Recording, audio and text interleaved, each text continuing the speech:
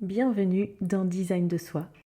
Je suis Clotilde et ici on parle de transformer son quotidien avec conscience, de reprendre la main sur ce qui nous entoure pour créer enfin cette vie qui a du sens. C'est un espace pour celles qui veulent se réinventer. Ici on laisse tomber les masques et on s'autorise à être soi à 100%. Dans cette saison 2, on parle de la façon dont notre environnement façonne notre quotidien et de comment le transformer pour créer une vie qui nous ressemble vraiment. Aujourd'hui, j'avais envie de parler de créativité. Parce que si tu veux construire une vie qui a du sens, développer un projet ou prendre des décisions qui sont plus justes pour toi, tu as besoin d'une chose essentielle, c'est que tes idées circulent. Que ton esprit soit clair, que tes pensées soient fluides et qu'il y ait de la place pour que de nouvelles idées émergent. Cet épisode est fait pour toi si tu traverses une période où tu as l'impression de ne plus avoir d'idées, de ne plus savoir quoi créer, quoi faire, ou même si c'est tout l'inverse. Par exemple, tu as tellement d'idées que tu ne sais plus laquelle suivre. Et dans les deux cas, c'est souvent le signe que ton esprit manque de clarté. Aujourd'hui, on va comprendre pourquoi tu traverses ces phases où ta créativité semble avoir disparu. On va voir les questions à te poser pour inverser la tendance et surtout les changements concrets que tu peux mettre en place pour relancer naturellement ton processus créatif.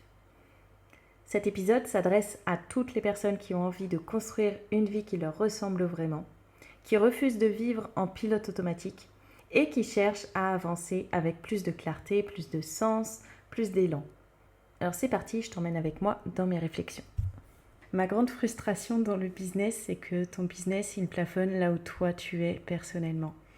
Et tant que tu n'as pas dépassé des blessures, des choses avec lesquelles tu n'es pas OK, des choses avec lesquelles tu n'es pas aligné, ton business, il n'ira pas plus loin. Et dans ces périodes-là, en fait, moi, ce que j'observe, je le prends vraiment comme ça, j'ai l'impression que je ralentis, que j'avance pas aussi vite que ce que je voudrais.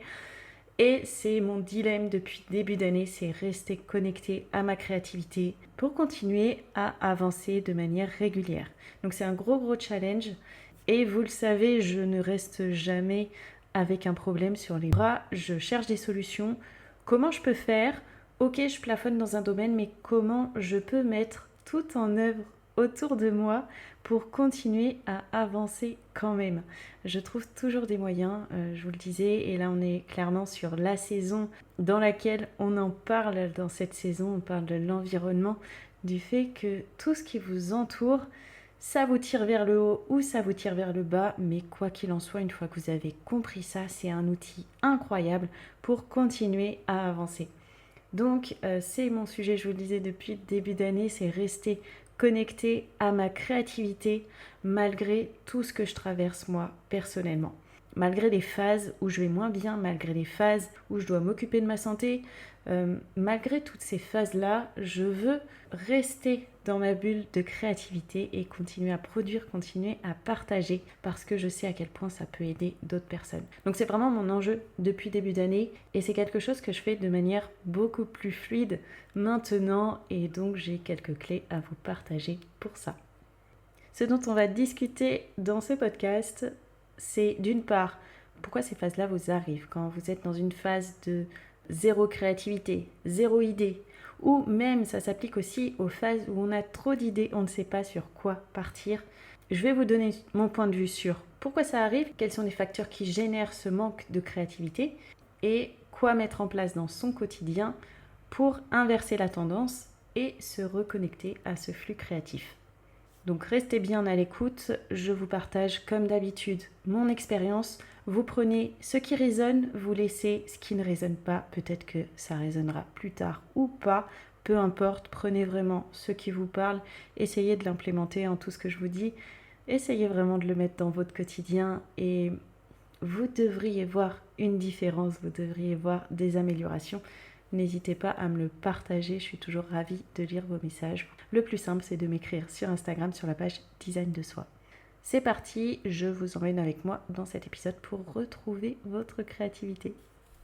Quand on cherche à avoir de nouvelles idées, à créer de nouveaux projets, à faire appel à son esprit créatif, ce qui va nous aider, ça va être de se mettre dans un mode de réception, dans un mode d'ouverture qui va nous permettre d'avoir des nouvelles idées, des nouvelles manières de penser, de faire des liens entre des expériences qu'on a vécues ou des connaissances qu'on a. C'est dans ce mode-là qu'on sera le plus créatif.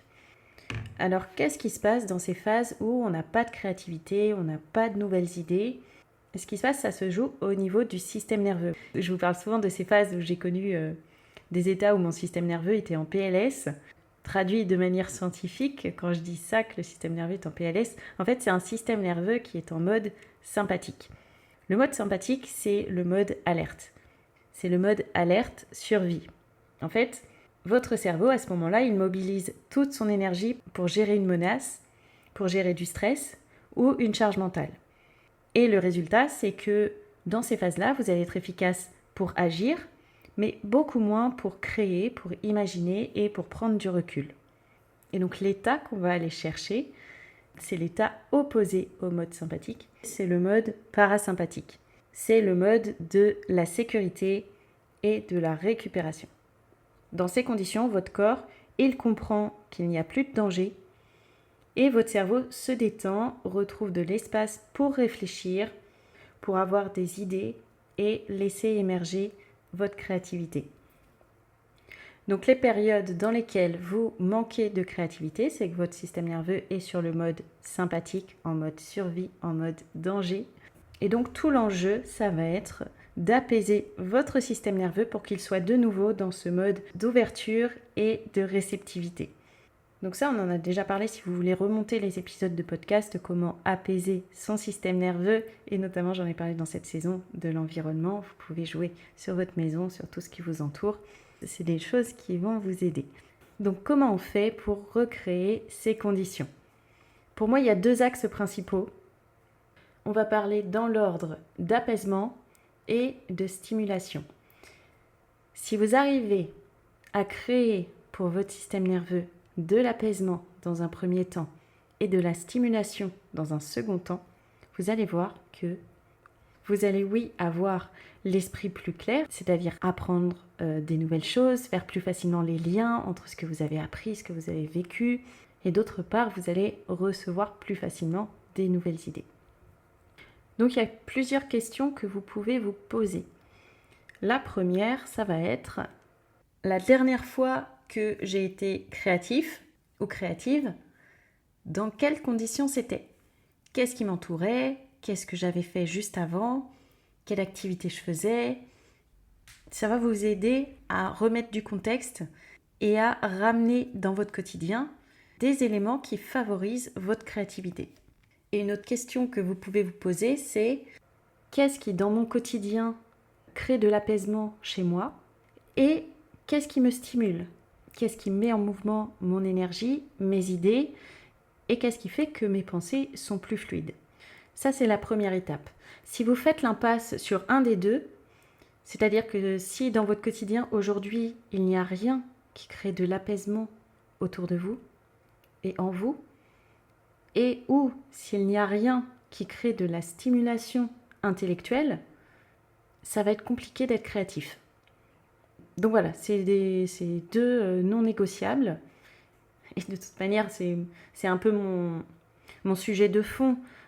Si vous voulez être en bonne santé et construire un business ou une carrière sur le long terme, quelque chose de durable, quelque chose de solide, bien sûr, il faut que vous soyez en bonne santé. La bonne santé, elle passe par un système nerveux apaisé, donc par un système nerveux en mode parasympathique. Sur le long terme, le mode sympathique n'est pas bon pour votre santé. Donc pour construire une activité qui est durable, il faut favoriser ce mode parasympathique, donc de l'apaisement et de la bonne stimulation intellectuelle au quotidien. Donc voilà, c'est 2 non négociables, mais là notre sujet c'est la créativité. Ce sont 2 non négociables dans votre quotidien. En tout cas, sur ces phases où vous êtes en train de créer, de réfléchir à des nouveaux projets, à des nouveaux produits à proposer, ça va être vos 2 non négociables. Donc d'une part, qu'est-ce qui vous apaise dans votre quotidien ? De quoi vous avez besoin ? C'est important de vous connaître là-dessus, de quoi vous avez besoin. Je peux vous donner des exemples. Alors c'est pas venu du jour au lendemain, j'ai quand même expérimenté beaucoup de choses, j'ai appris à me connaître et aussi j'ai des phases selon les phases de notre vie, selon ce qu'on expérimente ou ce qu'on vit au jour le jour. Les facteurs de réponse à ça ne seront pas les mêmes. Donc si je vous donne un exemple aujourd'hui, moi ce qui m'apaise dans mon quotidien, c'est d'une part d'avoir mes moments toute seule, ça c'est mes non négociables, et notamment le matin, les premières minutes de ma journée ne sont dédiées à personne d'autre que moi.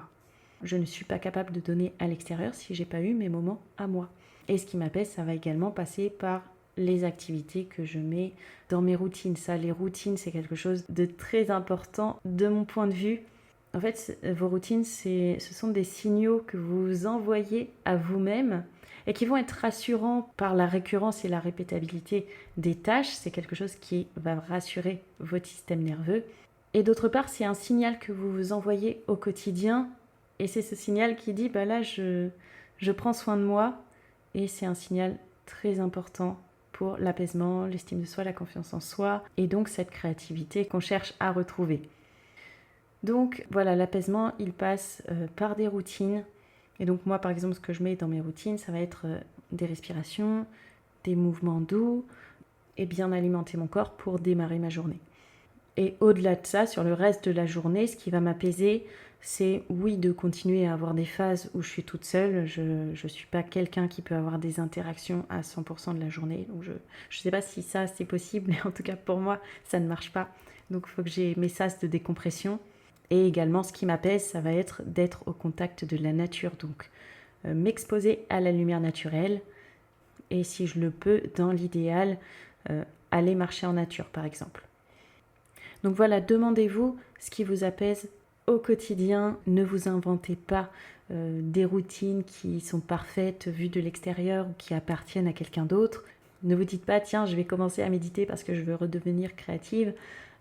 Non, si vous n'avez jamais médité, peut-être que c'est pas ça qu'il vous faut.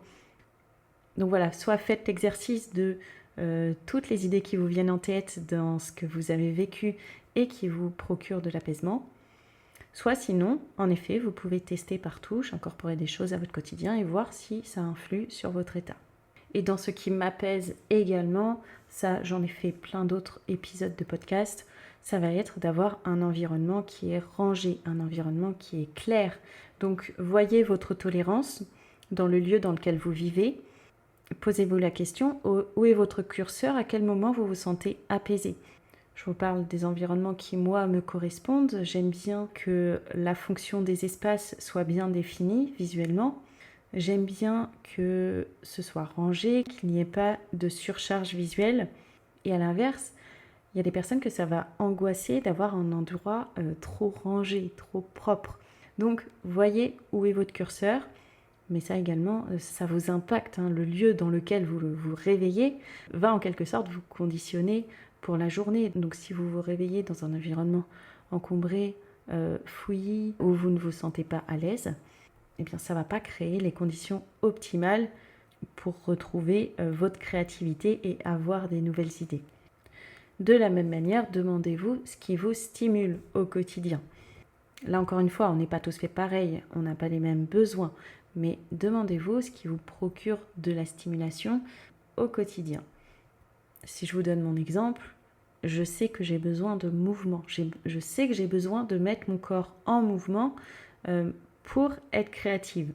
Donc si je reste sur ma chaise à me dire tiens, j'ai envie de créer quelque chose, je laisse les idées venir, ça va pas marcher. J'ai besoin de faire circuler mon énergie et donc ça passe soit par du mouvement doux, soit par une séance de sport, soit par une balade à l'extérieur. Donc quoi qu'il en soit, je mets du mouvement dans mon quotidien parce que je veux rester dans cet état créatif. Autre chose qui me stimule, ça va être des conversations qui ne sont pas en surface. Parler de la pluie et du beau temps, parler de tout et de rien, c'est pas quelque chose qui va me stimuler. Moi, j'ai besoin d'avoir un sujet intéressant où on apporte chacun nos réflexions, où on arrive à des conclusions. Ça, c'est vraiment quelque chose qui va me stimuler. Donc voilà, ça c'est un de mes besoins. Encore une fois, on n'est pas tous fait pareil. Voyez, vous, ce qui vous active, est-ce que c'est juste de voir du monde et de discuter ? Est-ce que ça peut être aussi, moi par exemple, je le vois, j'ai pas besoin de participer aux conversations. Moi, ce qui va me stimuler, c'est des environnements où il y a de la vie. Donc passer trop longtemps dans des lieux où il n'y a personne, où il n'y a pas d'ambiance, où il n'y a pas d'animation, je ne vais pas me sentir bien. C'est pas des lieux qui vont m'activer. Mais par contre, j'ai pas non plus besoin d'être au cœur de l'action. S'il y a de l'action autour de moi, c'est ok. Surtout dans ces phases où je cherche à avoir des nouvelles idées.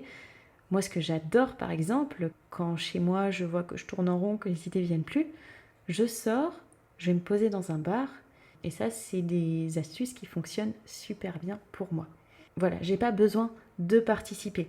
Mais juste d'être dans un lieu où il y a une petite musique, pas trop forte, une petite ambiance, où la déco évidemment est sympa, où j'ai pas la lumière dans la figure, où c'est pas, où je suis pas dans une pièce où ça résonne, où je suis bien installée dans mon fauteuil, tout ça bien sûr ça va jouer. Mais au-delà de ça, avoir un peu d'animation, c'est-à-dire des conversations, mais pas non plus trop bruyantes, pas des gens qui crient, mais juste des conversations en fond sonore et voir l'animation de la rue, ça c'est des choses qui me stimulent. Donc je sais que les jours où j'ai envie de créer, où j'ai envie de produire, et que je vois que j'y arrive pas chez moi, je suis pas dans les bonnes conditions, je connais ma solution, je sais qu'il faut que je sorte, que je vois un peu de vie et que je sois dans un environnement tout simplement qui m'inspire. Donc là encore, demandez-vous de quoi vous avez besoin. Est-ce que vous aimez que l'ambiance soit un peu tamisée, que vous n'entendiez pas trop les conversations autour, juste que vous sentiez qu'elles sont là, mais vous n'entendez pas les mots distinctement? Ou est-ce qu'au contraire, vous avez besoin de sons un peu plus forts pour être plus dans l'ambiance? Est-ce que c'est ça qui vous anime? Est-ce que vous avez besoin d'être au cœur des conversations pour sentir que vos idées, elles se mettent en place et pour avoir des nouvelles idées? Ou au contraire aussi, il y a des gens qui se concentrent mieux s'ils sont dans le silence total. Moi, c'est clairement des lieux qui vont m'angoisser si je suis dans un lieu fermé où il n'y a pas de bruit et il n'y a personne.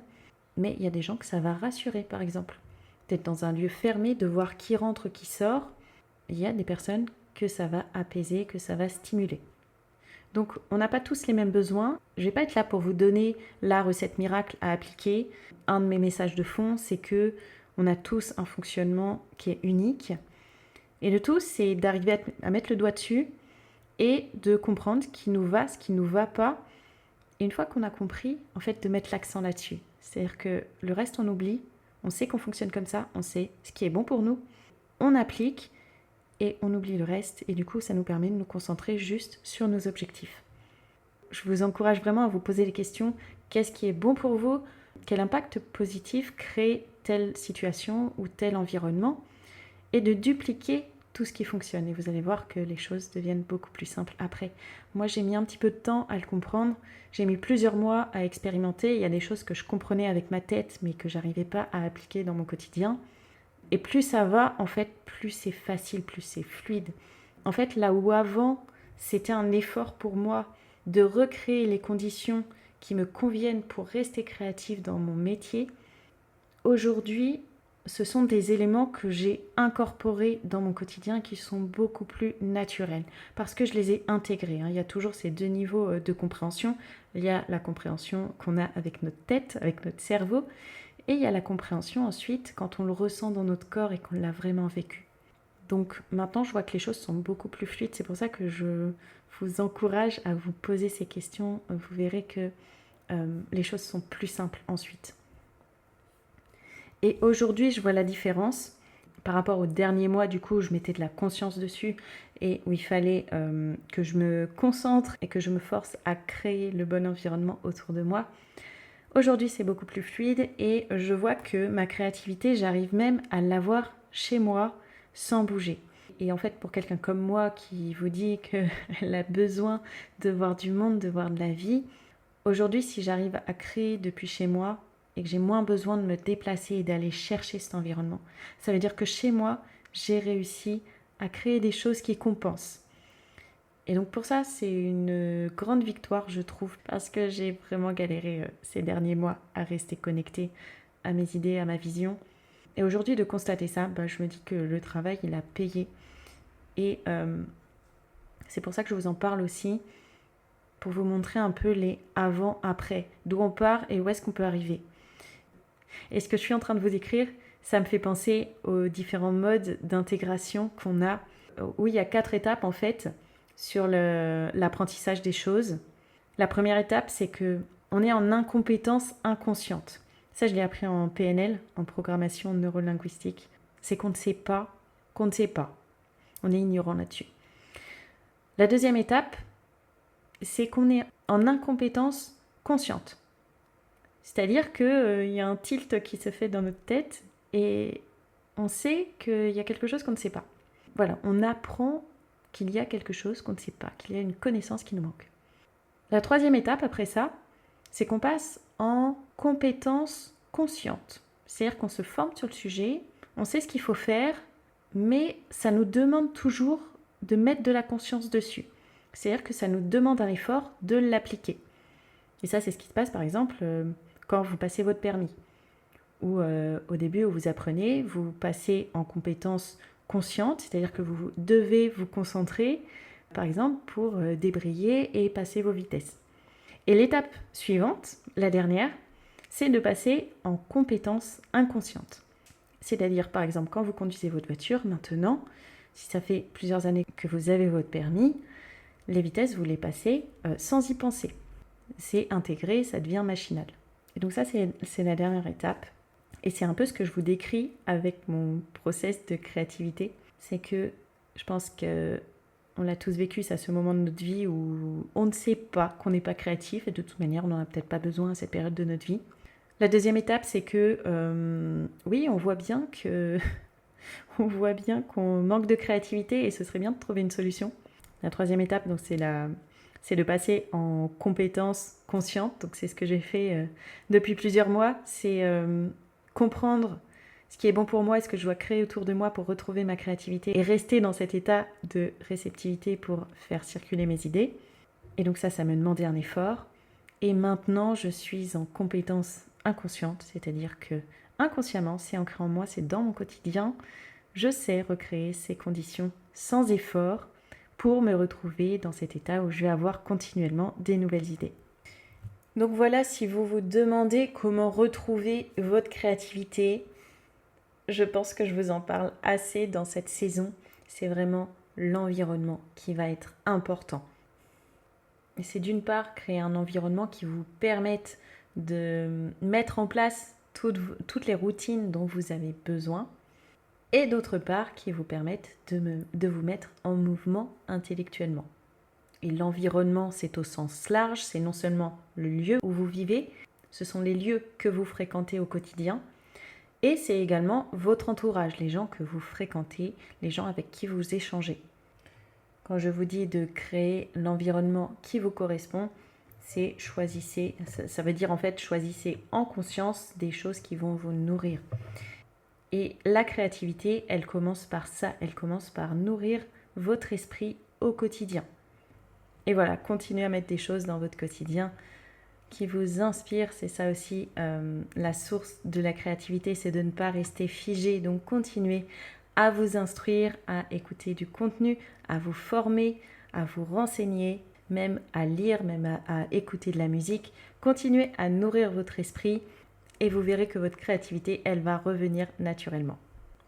Donc voilà, si tu sens qu'aujourd'hui tu t'es déconnecté de ta créativité, que tes idées sont moins fluides ou que tu n'arrives pas à poser sur le papier ce nouveau produit que tu veux sortir, ce nouvel accompagnement, ce nouveau projet, pose-toi ces questions. Qu'est-ce qui m'apaise et qu'est-ce qui me stimule? Et là, tu vas pouvoir recréer les conditions favorables à ta créativité. Et donc les conditions, tu l'auras compris, on en a parlé dans la saison 1, ce sont tes habitudes, tes routines, comment tu façonnes ton quotidien. Et on en parle beaucoup dans cette saison 2, ton environnement. Qu'est-ce que tu mets dans ton environnement qui favorise ta créativité? Et je te le disais, on n'a pas tous les mêmes besoins, on n'est pas tous fait pareil. Et quand on ne sait plus trop s'entendre, quand on ne sait plus entendre ses ressentis ou ce qui est bon pour nous dans ces vies à 100 à l'heure qu'on mène, j'utilise un outil dans ma vie perso et dans mon activité qui est un outil de connaissance de soi très puissant selon moi. Ça s'appelle le Human Design. Et dans le Human Design, il y a une variable qu'on a tous et qui est la variable environnement, et qui décrit exactement l'environnement dans lequel on va être performant, dans lequel on va être en bonne santé, dans lequel on va avoir les idées claires, on va être créatif, productif. Et c'est une variable justement qui m'a beaucoup aidé à créer les conditions idéales pour moi. Et petit à petit sur ce podcast, je vais vous parler du Human Design parce que pour moi ça a été vraiment l'outil game changer dans ma vie et dans la construction de ma carrière ou de mon business, ou même dans la période où j'ai eu besoin de retrouver ma bonne santé. Donc voilà, je vais l'introduire petit à petit dans ce podcast. On va commencer gentiment dans la saison 2. Je vais continuer à vous parler d'environnement, à vous parler de ce qui vous correspond, de vos conditions idéales. Vous allez voir, c'est hyper intéressant. Donc je pense que je vais vous faire un podcast dédié à ça. Peut-être qu'il sortira la semaine prochaine. Il faut que je m'organise. C'est un épisode auquel je tiens. Donc voilà, je vais prendre le temps de le préparer. Je vous sors ça bientôt. Et là, vous allez voir, on va commencer à s'intéresser à des choses beaucoup plus pointues, beaucoup plus précises pour vous. Voilà, d'une part, il y a la connaissance de soi en termes d'expérience. On teste des choses, on voit ce qui nous convient, ce qui ne nous convient pas, on réajuste. Et d'autre part, ça c'est vraiment des catalyseurs, c'est comme ça que je les vois. On peut utiliser des outils de connaissance de soi qui vont nous faire gagner énormément de temps et vont nous faire découvrir des parts de soi qu'on n'aurait peut-être jamais découvert sans ça. Donc voilà, je vais vous en parler prochainement. Restez connectés, mettez la petite alerte pour être averti des prochains épisodes. Ça sort tous les mercredis. On se retrouve bientôt pour un nouvel épisode. Merci d'avoir écouté. Et avant de partir, si cet épisode t'a parlé, abonne-toi, laisse une note 5 étoiles et partage-le à une femme qui a besoin d'entendre ça aujourd'hui.